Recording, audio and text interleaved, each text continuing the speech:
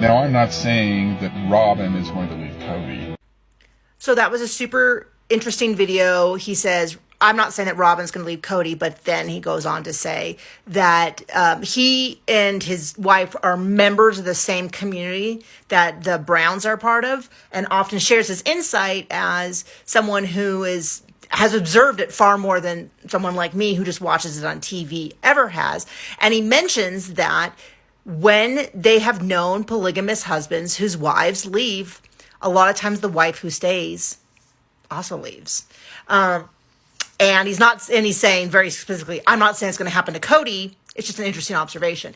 And the reason why I felt like, I have to talk about this is the fact that one of the biggest debates that, and I say debate, it's just more of like, will this or won't this happen, is what is going to happen post Janelle, Mary, Christine leaving did Robyn finally get what she wants? Or is she going to be annoyed by Kody? Is Kody happy to have just Robyn, which his behavior until now has seemed to say? Or is he going to be resentful because he can't walk up to everyone and be like, hi, I'm Kody Brown and I have 4 wives, which he loves doing.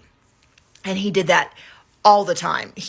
Everyone he met, he had to be like, hi, I have multiple wives. And then he'd be in the interview going, gosh, they seem so surprised because they've never met someone like me. And, and I think part of what we get into is that people are really, really complicated. And it's kind of like, the guy who has an affair and all he wants to do is leave his wife for the affair. And then all of a sudden he can, and then they break up soon after. It doesn't always happen. Plenty of people are still with their affair spouse, but that's kind of what happened with Kody. He gave every indication that he always wanted Robyn. That's the only one he had. Is he going to be happy with her now that he actually has her?